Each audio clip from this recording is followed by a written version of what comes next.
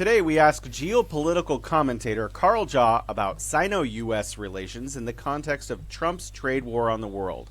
Hi everyone, my name is Jason Smith. I'm originally from sunny California, now living in beautiful Beijing. Carl Jha is a well-known media commentator in the China sphere. His YouTube and X are at Carl Jha, CARLZHA. He is the host of Silk and Steel podcast, a regular guest on RT, CGTN, and other media platforms. Welcome back to the Bridge to China, Carl Jha. Hi, how are you? Up, Thanks for inviting me again, Jason. Delighted to have you. Always delighted. I was talking to someone, and we honestly didn't kind of know. We were talking about you, and we didn't really know how you got into this. So, you're like raised in America, and you end up somehow doing geopolitics and social media. I was wondering if you could give us some insights into your background. What got you started doing this? Okay, so a little more extended background. I was born in China in 1976, 1 month after Mao died. So I'm the first post-Cultural Revolution generation that grew up in China. My dad came to study in the United States in 1985 to get his PhD. So I joined my dad in 1990 when I was like 13, almost 14. And so I kind of spent the half of my formative years in China and the rest in the United States. And I, like a typical Chinese immigrant kid, I did okay in school, and I went to Caltech. I went into a tech job because, around 2000, 1999, the time I graduated, that was the height of the tech bubble, the dot-com bubble. Everybody went into tech. So that's just what I did. But one thing I noticed was, ever since I came to U.S., I was very hungry for news of my homeland. So I would read pages in New York Times to try to find any news reporting on China. Back in 1990s, there were very few and far in between. The ones I managed to find, it paints like a completely different picture than the China I experienced. It's like reading about a bizarro world. Like, this is not the China I left. I grew, like, if you read the page of New York Times, China is this dark place where human rights issue getting worse and worse every year. And that just totally did not match my experience growing up in China. I had a very happy childhood. And my experience in China in 1980 was, life was getting better and better every year. I saw that, I witnessed that, I lived through that. I still remember in 1982, my mom used her savings to buy my grandparents a black and white television set. That was like the first TV set in the whole neighborhood. So all the kids will come to my grandma's house like right around 7 o'clock, and everybody is in the living room watch TV together. This was 1982. I mean, it's not really that long ago. In the living memory, and at that time, China almost functioned as in terms of global trade, almost act as any kind of developing country, which means China would send out raw commodities and receive manufactured goods. At that time, China was a net oil exporter. China would export crude oil to Japan and getting back refined petrochemicals because China didn't have enough refineries. So they export the crude oil and then import, fertilizers, which is derived from it was refined from the petroleum. And China imported everything from fertilizer to transistor radio, color TV. My dad, he sent back money from United States, so we bought a imported Japanese. It might be a Panasonic. I forgot what the brand was. But it was a Japanese TV, a color TV. It's not because we're not patriotic. It's just back in 1984, 85, China didn't produce color TV. There's no domestic Chinese factory that made color TV. That's why my mom bought the black and white version for my grandparents. And then we also got a Japanese refrigerator because at that time, China did not produce refrigerator until 1986. That kind of gives you an idea how far China has come. And China has since opened up its market. It welcomed foreign business come to do business in China. My experience in China, in growing up in 1980, I was experiencing a lot of growth, a lot of economic growth.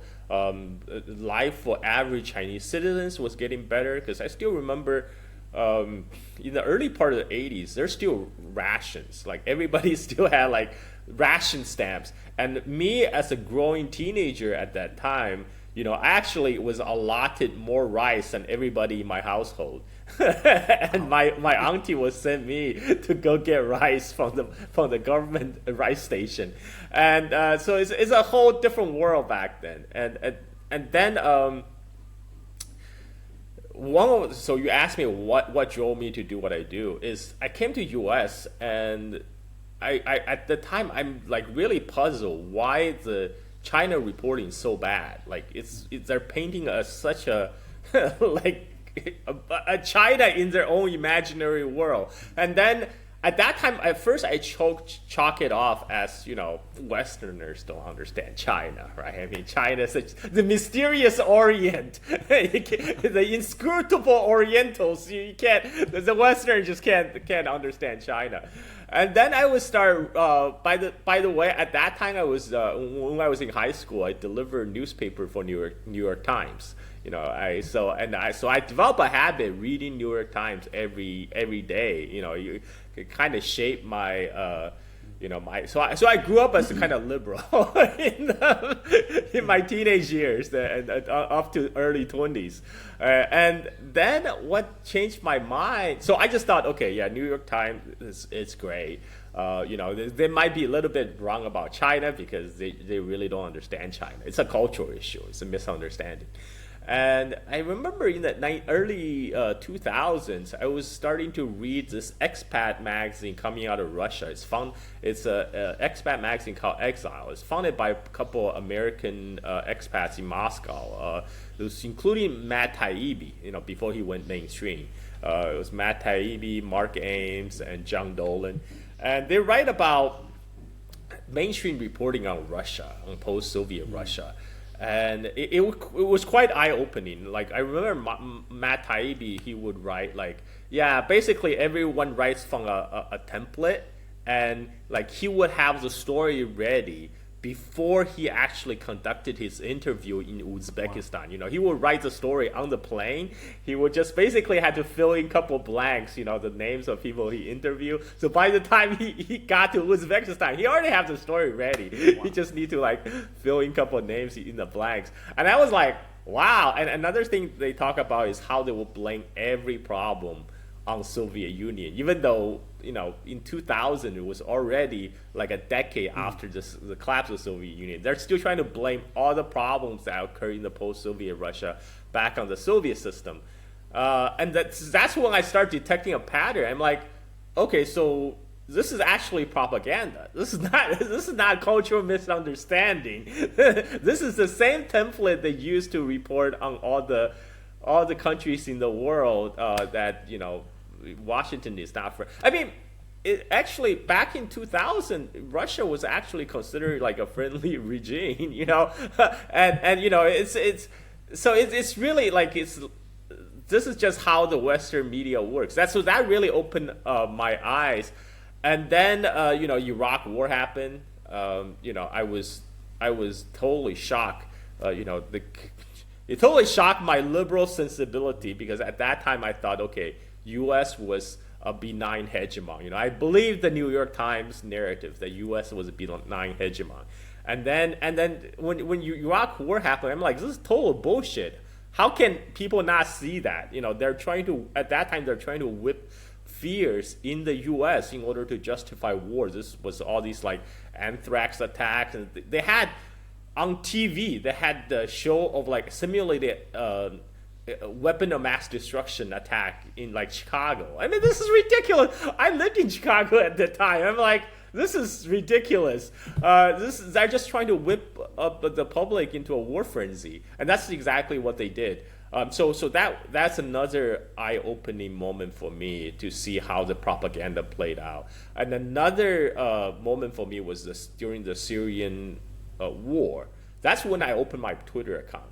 At that time, I actually, because I don't trust the mainstream media news anymore, so I went to Twitter. I try to follow everyone in order to understand what's going on. So I follow like ISIS sympathizers. I follow like supporter of the Syrian government. I like supporter of the Kurdish militia. I follow everyone, all the think tankers, all the mouthpiece of Washington. I follow everybody, and it's really educational to see how the story is being spun in the media, and that's when I realized, okay, the Western media most of the time they don't even have a reporter on the ground. They just get their news direct feed directly from the so-called opposition, the moderate jihadis, and then they take that and they publish it in mainstream news, and you mislead a lot of people so by then I already realized, the Western media reporting on China is just propaganda, and I think by the time I think it's Trump's first term, it got really bad that I felt compelled to speak out. And that's when I took to Twitter and to actually tweet out my own experiences. Growing up in China, traveling to China, having Chinese relatives, having talked to Chinese friends, explain what I saw, what I know. Especially around the time there was a big push to push the fake Uyghur genocide narrative on social media, and that's when I started speaking out, and somehow I don't know how it happened. Somehow I ended up with a large following. I would never imagine in my wildest dreams back then that I would end up with 180,000 followers on X or Twitter, but here I am. I started out doing podcasting, talk about China as a hobby, because I used to have a daytime job, but now this is what I do full time. I travel to Indonesia to surf, and that's when I realized my kind of side gig podcasting actually is enough to support my surfing expenses. So this is what I do full time now. I talk about China. I talk about everything, culture, politics, and news, and I think there's a great need for it too, because as China rises in the world stage, there's even more greater demand to understand about China. But right now, a lot of the information about China is so polluted, especially in the mainstream media. It's a lot of read like straight out of State Department press releases, and so this is a reason why I'm doing what I do, because I felt compelled to kind of counter the wave of anti-China propaganda that had been perpetuated on the citizens in the West for like decades. Yeah, certainly living in China and watching U.S. news is confusing, because where does this even come from? Like, it's nothing like what China is like. I don't understand it either, actually. I mean, that talking points are made up beforehand, that's startling. But I mean, it makes sense, because if you pick up any media, practically any expert who lives in the United States, almost without exception, they are not talking about what China is actually like, which is kind of why I wanted to bring you on to talk about the tariff war.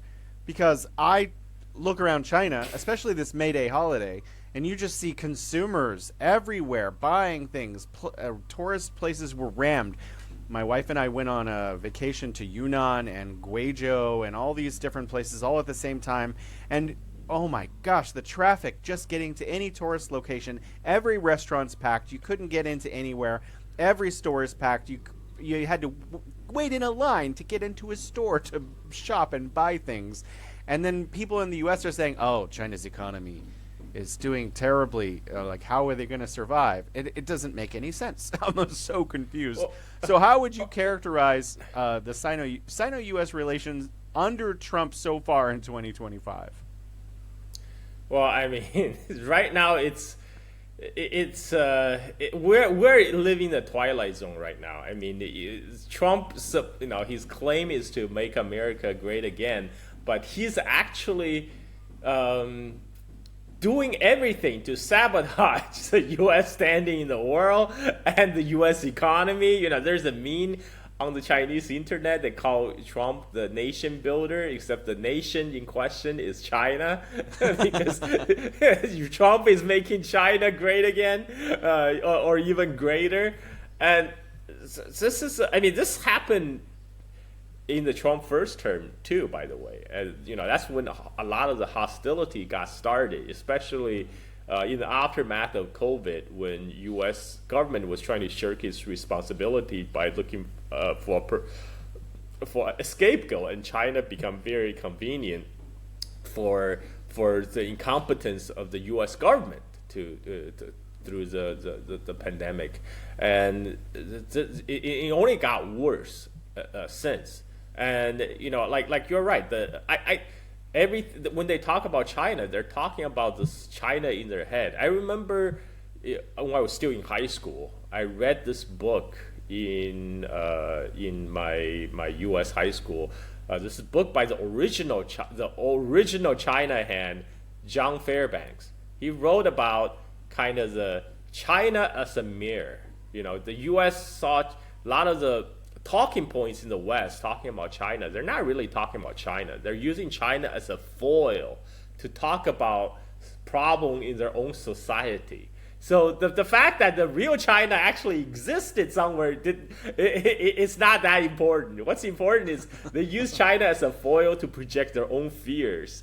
And that's exactly what has been happening in the mainstream media for the last, I would say, 20 years, 10, 15 years. You detected a real shift. There was a time when Clinton and Obama traveled to China to call China a strategic partner.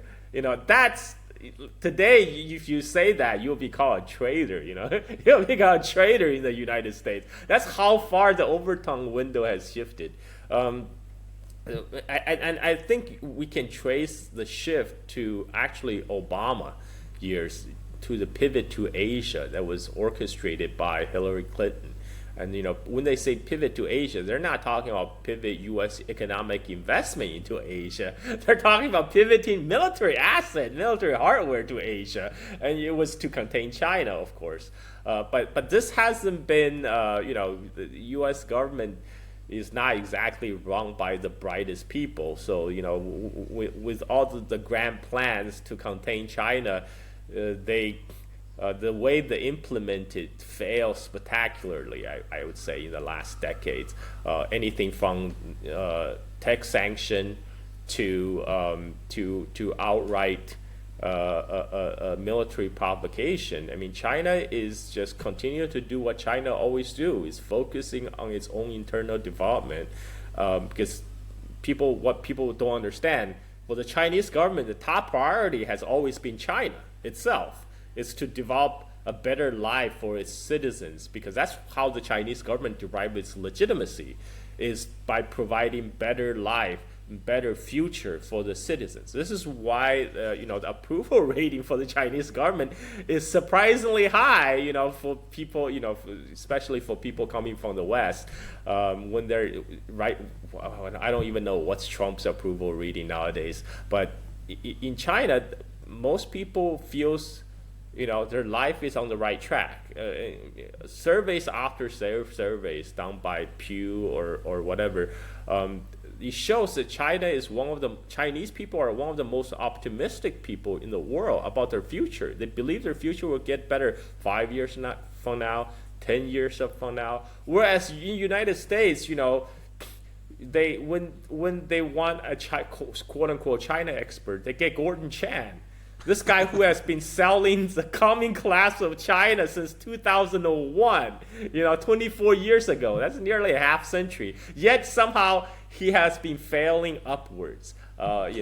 Because he tells his audience what they like to hear. What the audience like to hear is, okay, you think U.S. is not doing good? Don't worry, China is doing even worse. The economy is collapsing. People are rioting in the street. I mean, that's what Gordon Chan is literally tweeting nowadays. He says there's riot on the street in China. When you and I both know that's not true, because I just been to return from my trip from China in April, and you know, the like you said, the streets are packed. I was in Shanghai, the Shanghai Boom. It's packed full of tourists, and they're all like, many of them are domestic tourists. And I don't. Most of them are not even thinking about tariff wars. They're thinking about what to get for their loved ones. So, you know, they're thinking about snapping pictures for their Douyin account, and I also have a sense that China is coming back. And like the people I talked to, a Beijing taxi driver, he said, yeah, economy wasn't doing so hot after COVID. You know, there was a bit of post-COVID hangover, and also after the burst of the real estate bubble. So that's what they consider real hardship, not just like Trump tariff stuff. And my trip to China recently gave me the impression that, you know, China is now actually at a stage that's moving beyond the post-COVID hangover. It's on its road to recovery. And this is the thing that people like U.S. Treasury Secretary Scott Bessent don't understand. He keep on saying, "Oh, China needs us because we have the money."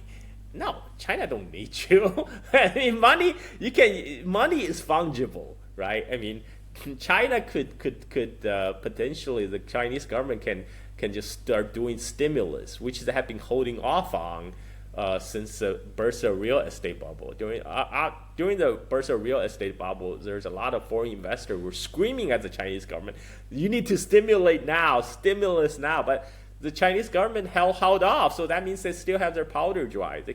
Now they have room to do stimulus. Whereas, and China can find alternatives to like their imports from U.S. Like we're talking about soybean, we're talking about beef, we're talking about corn. They can get soybean from Brazil. They can get beef from Australia. They can get liquefied natural gas from Canada.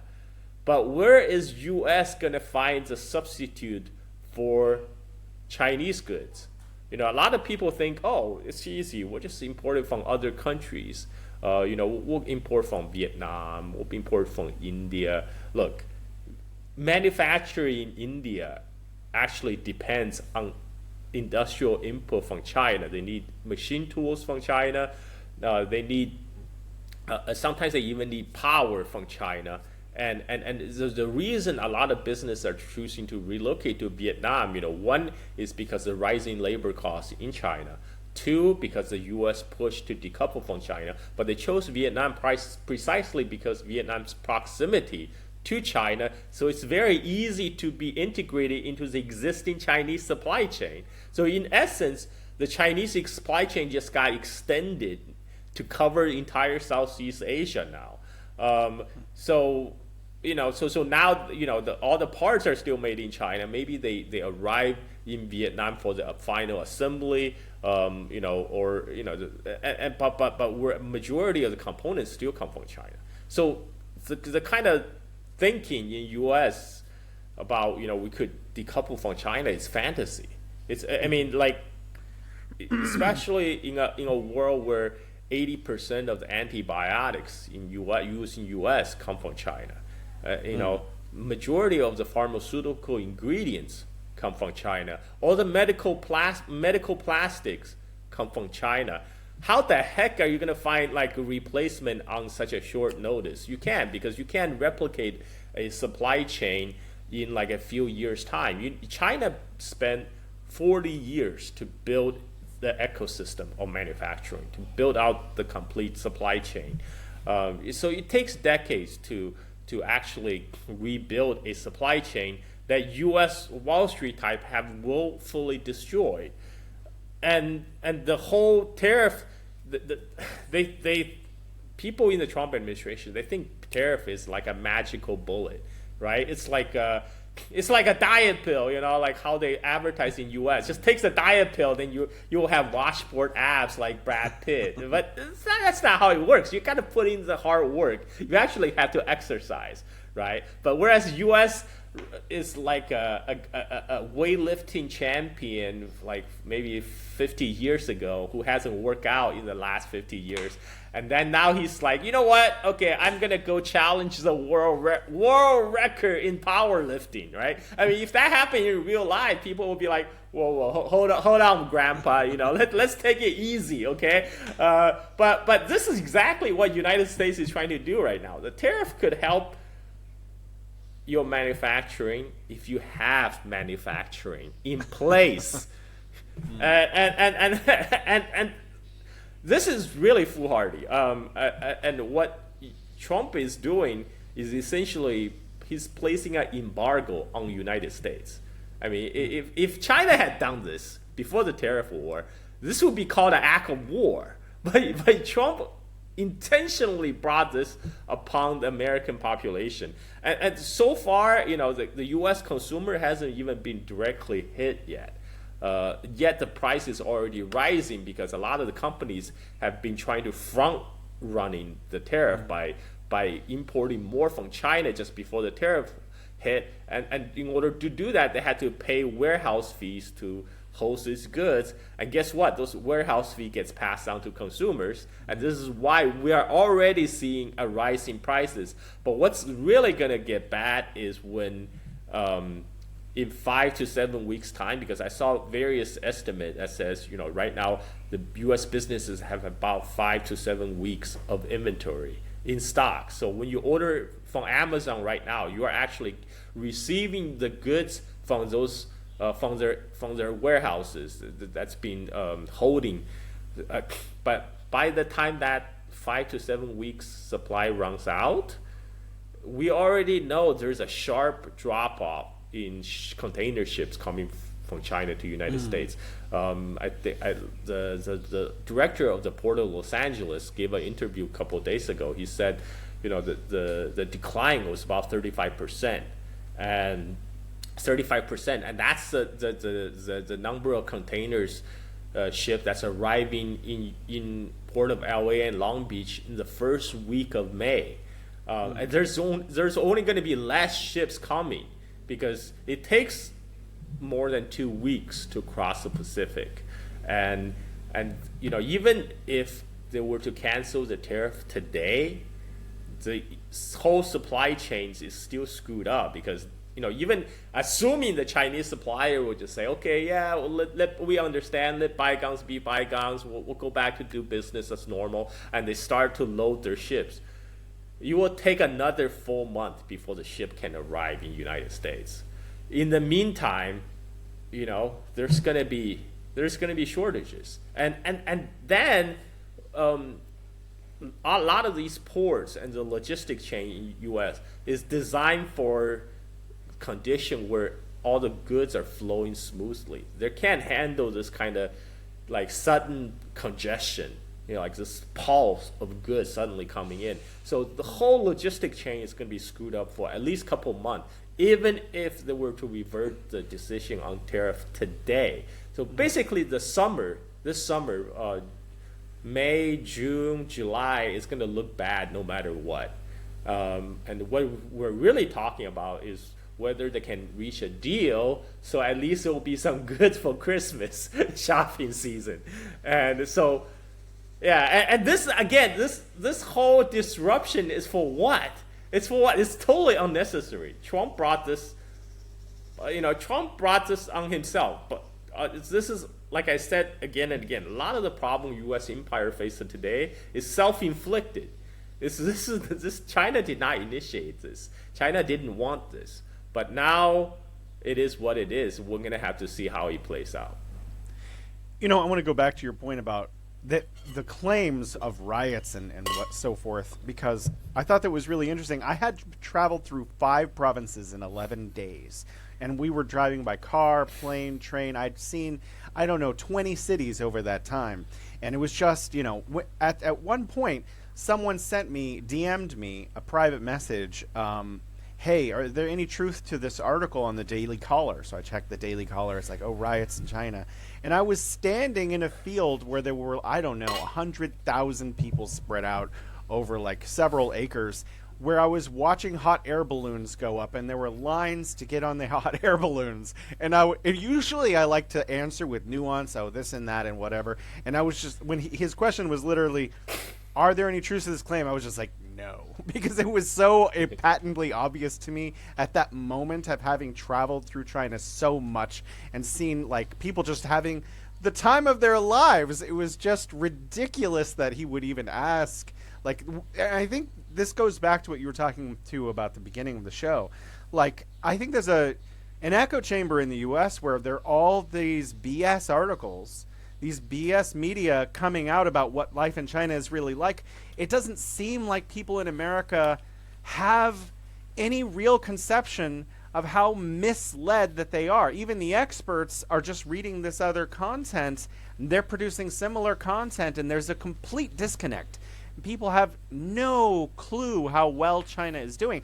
I want to point out one specific tweet where someone last a month, I know who it is, I'm not going to say their hashtag, they said, by the end of this month, China is going to take the knee, or something like that. And I was like, what? And then, so, of course, this didn't happen, but my question, I guess, in this I know exactly who you're talking about. Yeah, I tweeted that person at end of April. I said, ask any updates. He didn't respond to me. Exactly. So my question is, to the extent to which America thinks China is dependent on the U.S., does China really need the U.S.? Well, I mean, Why isn't China calling? Why isn't China calling? Let's look at the trade figures, right? I mean, about 19% of China's economy is geared toward export, and out of that 19, about 14% is to United States. So if you do the math, that comes to about 3% of China's GDP is geared toward export to United States. It's not an insignificant figure, but it's also not it's not a existential issue for China. And what China did, the Trump's first term was a big wake-up call for China when all kind of sanctions was being levied against China, and then Biden just doubled down on the Trump sanctions. So for the past 7 years, China has learned to adapt, and they have started a process to de-risk and decouple from the United States when they can see which way this wind is blowing. And they have been preparing for this moment since 2018. Whereas there's no preparation at all in the U.S. Trump just snapped a finger and Liberation Day. Hallelujah. This is why it's kind of delusional to think that somehow China will going to be hit harder for this, because China has been foreseeing this, had been preparing, laying the groundwork to prepare for the pivot from United States. This is why ASEAN, the collection of Southeast Asian nations, have replaced United States as China's largest trading partner. Like I mentioned, U.S. 14% of the China's export go to U.S. Now 16% goes to ASEAN. And this is why, rather than picking up a call to Trump, Xi Jinping traveled to Southeast Asia. He went to Vietnam, he went to Malaysia, where he was getting red carpet treatment. The Chinese PLA honor guard were marching down the street in Vietnam, getting catcalled by women on the streets. I mean, this is Vietnam we're talking about, and it's delusional people in the Washington still think that somehow they can use Vietnam as some sort of counterbalance to contain China. Whereas Vietnam has already made their stance very clear. ASEAN nations actually met with China, South Korea, and Japan. They made a joint statement where they oppose unilateral approach to the global trade. They're talking about Trump, obviously, and they are talking about forming a large free trading zone in East Asia. This is going to be the biggest free trade bloc in the world. There's 1.4 billion people in China, 680 million people in ASEAN. There's like more than 100 million people in Japan, 50 million people in Korea. Altogether, you have more than 2 billion people in this trade bloc. This is huge, and this is all thanks to Trump, the great peacemaker for East Asia.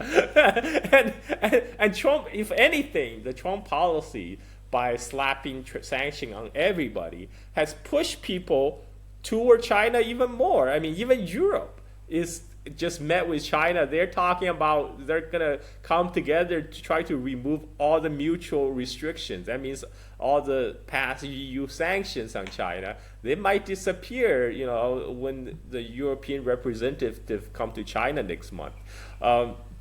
This is big news. Trump is by Trump's very action, it made China kind of the responsible world leader. And this, as you said, this is because a lot of the Trump's advisors are getting really, really bad information. They're getting disinformation about China, and this is because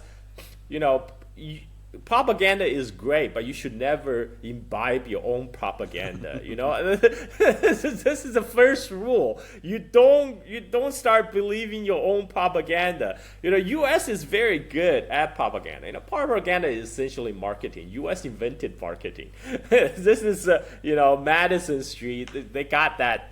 They got that pat. But the problem is, then the elite start to believe in their own propaganda about China. All the talking heads, all their data points come from the same mainstream media that was spreading propaganda about China. So this kind of circular logic, as you say, echo chamber. There's no real China expertise anymore. Because the people who actually have spent significant time in China, like yourself, are saying, what the heck is going on here? But we don't, people like us, we don't get featured in New York Times or Wall Street Journals or WAPO, unfortunately.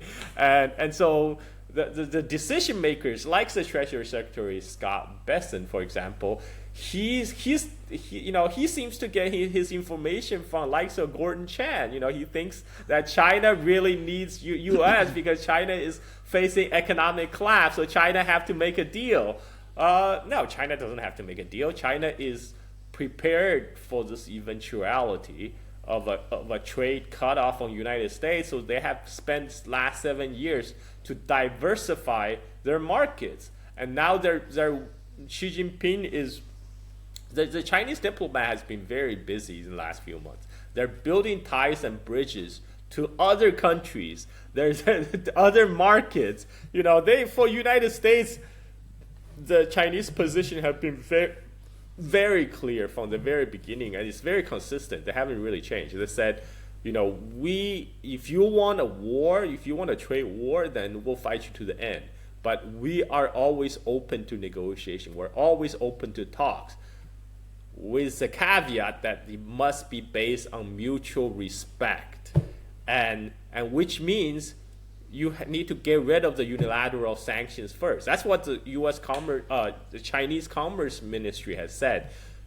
Get rid of unilateral tariffs. That would be the basis that would be a starting point for a trade deal with China. And so we're going to have to see what happens.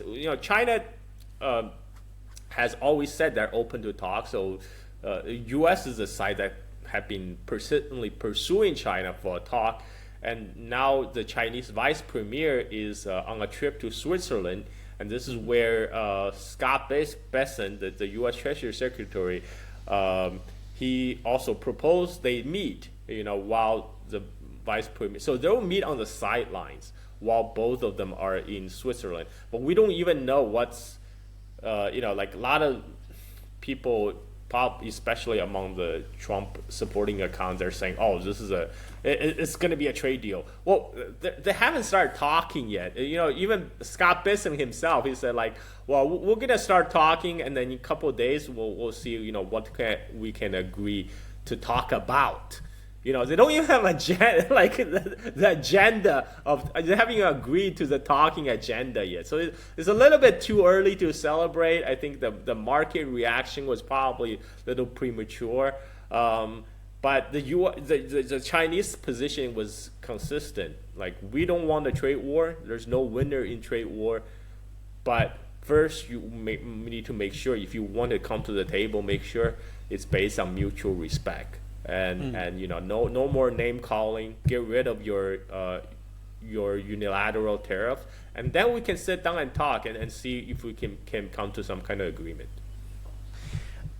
We don't have a lot of time left, and I want to ask a few more questions. So, my first question would be, what do you think about Chinese and U.S. corporations that are interlinked, like Apple, for example? Apple not only does the mass of its manufacturing in China, but also China is the most important consumer market for Apple.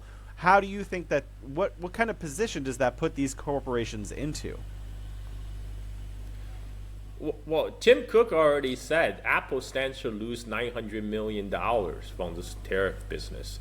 And, currently Apple makes about 80% of its iPhones in China.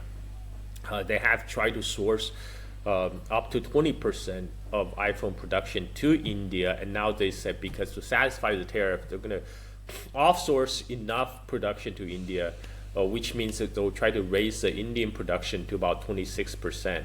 So India will supply all the iPhones to Americans, whereas the rest of the world continue to get made in China iPhones. And how is that a win for made in America? How is that a win for bring manufacturing back to the United States? And this goes to show also that the premise of Trump's tariff is fundamentally flawed, because it's based on a 19th century mercantilist understanding of global trade. In the 19th century, it's very easy to look at trade calculations. You could just look at the import and export numbers at custom. That's it. But in today's interconnected globalized economy, Apple is a great example. Majority of Apple factories in China. Apple also consistently make about $70 billion in the Chinese market, selling iPhone to the Chinese consumers. Now, that number is not reflected in U.S.-China trade figure, because those iPhone never left China. They went straight from the iPhone factories in China to the iPhone store in China to the hands of Chinese consumers. So it never passed through the Chinese custom. So that Apple trade figure never gets entered. And also, when the iPhone leaves Chinese factory and exported to United States, that is registered as a Chinese export to the United States, even though China only makes about $60 off each iPhone. And it's Apple that's captured the line. When it sells, the iPhone 16 sells for like $12,000 in US. Apple capture about $800 of value of that. But when they look at the US China trade figures, they say China exported a $12,000 iPhone to US. So this itself kind of grossly distort the actual trade figure. And U.S. actually has a huge surplus in terms of exporting services to China. Again, that's not counted because they only count physical goods. And the way they count physical goods is flawed, by citing my Apple. Because a lot of Western brands, they do their manufacturing in China, but they command a huge premium because the brand and marketing. So the Chinese manufacturers actually don't make a lot of the money off that branded goods. It's a U.S. companies that's making killing by bringing the goods into the U.S. market and mark it up and because charging people a high premium for their brand name, and this is what Trump don't realize. This is the trade figure the so-called China's $1 trillion trade surplus don't actually reflect what's actually going on. And this, and the U.S., a lot of U.S. companies were making money, hit like they were raking it in China. For example, GM from 2009 to 2023, GMs were making and selling more cars in China than they do in United States because China is the world's largest auto market.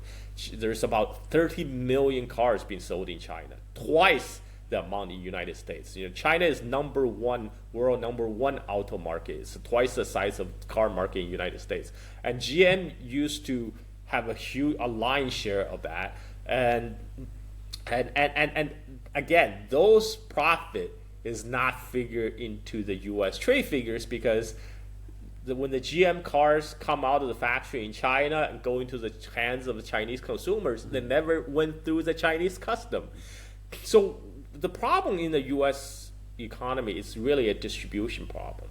It's like all these multinationals, they're making billions in China, but a lot of that money went straight to the shareholders, to the top executives, to the 1%.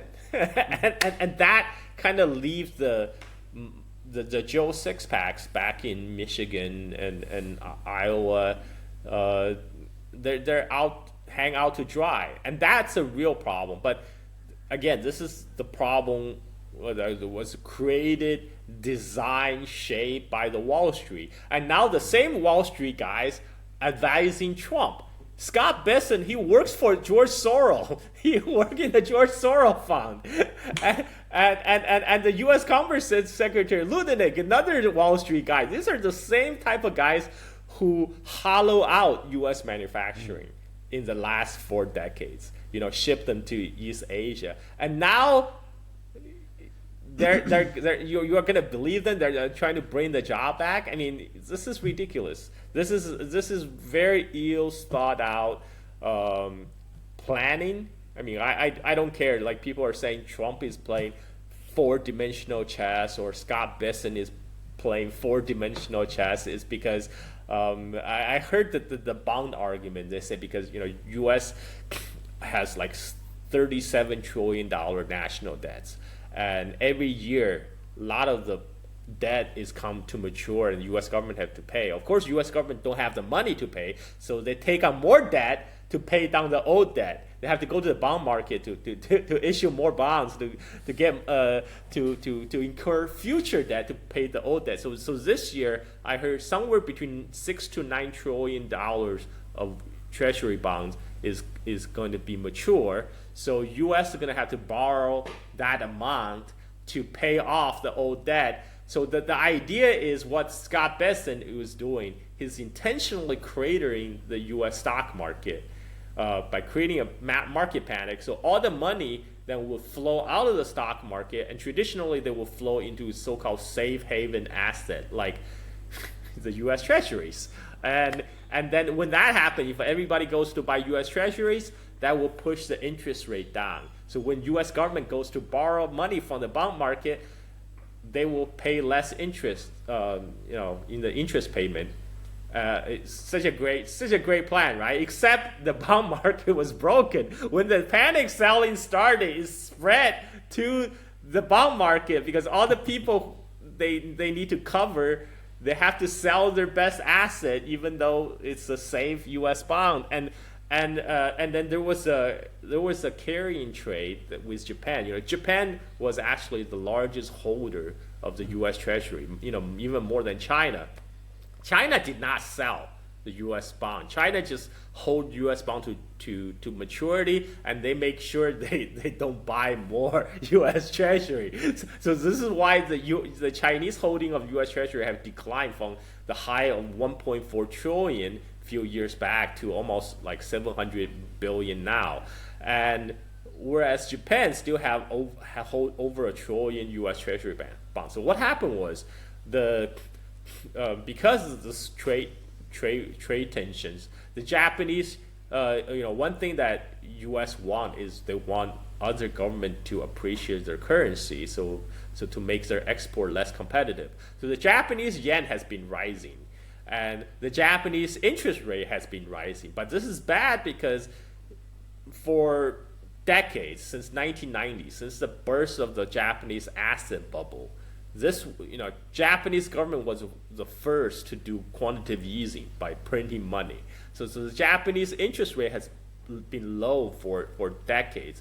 And what a lot of the hedge funds do, they thought, oh, well, this is a great arbitrage opportunity. We'll just borrow shit tons of Japanese yen, and then we'll invest it in higher return asset like the U.S. Treasury bonds. Then we'll just eat the difference. And what happened recently was that suddenly when the Japanese yen goes up and the Japanese interest rate goes up, these hedge funds realize, holy crap, now we owe a lot more than what we borrow. So they have to cover. And when they cover, they start selling their U.S. Treasury bond. And that created the pressure for more panic selling. And that led to the actual decline in price of U.S. Treasury bond and the spike in the interest rate. And that's when the Trump administration immediately back off, and they started to scale back on some of those tariffs that they have earlier put on. So I mean, the whole problem is you have guys like Scott Bessent, who is running the country like he was still running the hedge fund. I mean, he was literally gambling with the future of 360 million Americans. So instead of gambling with like the retirement fund of teachers, doctors, firefighters, like what he used to do before in the hedge fund, now he's gambling with life of everybody. And that's how we end up in this mess. I have one last question, and this I think it's kind of two parts for me, because a lot of Americans are falsely under the impression that China is stealing currently a bunch of U.S. technology. But when I look around China, it's clear to me that Chinese technology is more advanced than that in the U.S. We have the fastest high-speed rail trains are built and designed by engineers in China. We have robots in hotels. We have humanoid. I just went to the world's first humanoid half marathon, and I watched these 20 or 30 humanoid robots racing down the street. Not all of them completed it, of course, but I mean, that's the point. That's the point, is to push technology to the next level, and that was held here in Beijing. But at the same time, we have entered a Red Scare 2.0 in the United States, and Chinese scientists are under the thumb of the FBI, and they're being investigated under false allegations, and a lot of that pressure seems to be pushing some of the smartest scientists in the United States to leave. And many of those scientists, not all, are Chinese, and they are going to, surprise, China. What do you think about scientists like Yi Shouliang, who was formerly at the U.S. Department of Energy, returning to China? What does this mean for the U.S.? Well, I'm going to go back to my own personal anecdotal story, because when I first came to U.S. in 1990, my dad was still working as a postdoc in University of Illinois. And when I go visit my dad in his research lab in University of Illinois, I noticed it's all Chinese grad students working there. so even in the 90s, I realized how dependent U.S. scientific research institutions is depending on labors of Chinese grad students. And this is not because the native-born Americans are dumb or anything. It's just because all the native-born Americans realize finance is where the money is. So the smartest quotient, the smartest guy, they all went to the Wall Street. And then, only the immigrants who are willing to accept to grind for long hours in the research labs. And so this is where we have a situation where, without immigrant labor of Chinese, Russian, Indian, currently the U.S. Science and research institutions will grind down to a halt. And this is what a lot of people don't realize, because a lot of people probably never been to a U.S. research lab like I have, and they think somehow Chinese is stealing all this, the trade secret. But what really happened was, this China is asking for technology transfer when foreign companies came to China. This is all above the table. This is part of the price of doing business in China. When foreign businesses come to China, Chinese government used to, this is back in the days, I'm talking about 80s, 90s, 2000. That, okay, you must form a joint venture with a local partner, you must provide training, you must do technology transfer. That's just, many of the Western businesses willingly enter this arrangement because they know there's so much more money to be made in China. And so this is all mutually agreed upon. Chinese government never held a gun to, Western executives like, move your factories to China and then give me your technology. No, that never happened. And then there are people like my dad's generation who came to the United States, and then after working in the corporate world for 10, 20 years, they hit a bamboo ceiling where they realized that they will not rise any further to the top management. And this is when they go to China, where they can be the CEOs, the founder of companies. This is what happened to the founder of TSMC, Morris Chang. Morris Chang is American. He was born in China. He grew up in United States, and he was one of the top VPs in Texas Instrument.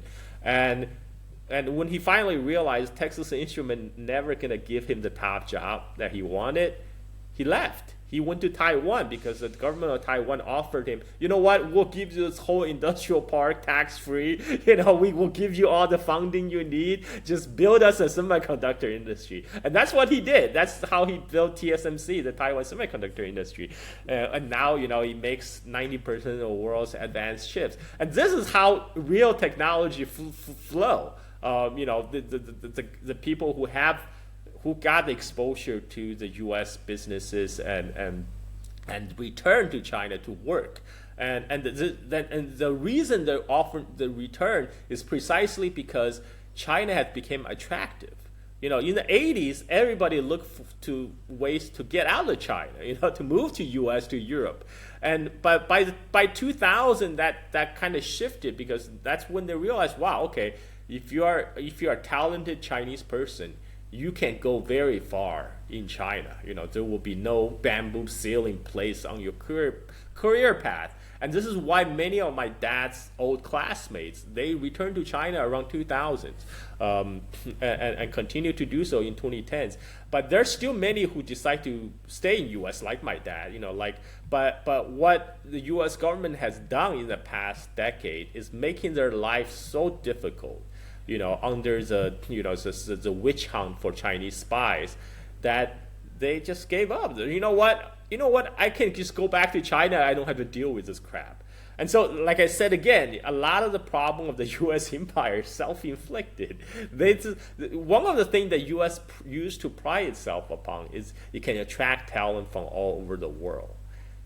Today, is trying to push them away as fast as possible, and people are just responding to the U.S. government actions. They're doing what they've been told. Go back to China. They've been told to go back to China for a long time. So now they have gone back to China. And one reason is, of course, China itself has become a lot more attractive place to live. Even if the nominal salary in China might not reach the same level as the United States, but the quality of life in China is so much better. If you have like a salary of $100,000 for example, your life in China is the quality of life in China with $100,000 salary is so much higher than you would have, say, in California, in Silicon Valley, right? In Silicon Valley, with $600,000 salary, you're just barely breaking even. You can't even afford a house, right? In China, you can have a house, you can raise a family, and they're just so, yeah. I mean, I highly recommend for the young people, for people who are young, who are starting out in their career path, I highly recommend check out China. I mean, Asia is the future. Doesn't even have to be Asia. Just in the general neighborhood, because when China rises, the tide lifts all boats. The whole Asia is rising right now. We are living in the Asian century. Except when Trump saw that, he said, "You know what? F that. F the Asian century. We are going to start the Asian millennium today." With my Liberation Day. I mean, this is what we are dealing with today. That's all the time we have. Those answers were absolutely amazing. I'm looking forward to getting this up as soon as possible. Thank you so much for your time, Carl Ja. Thank you. Anytime, Jason.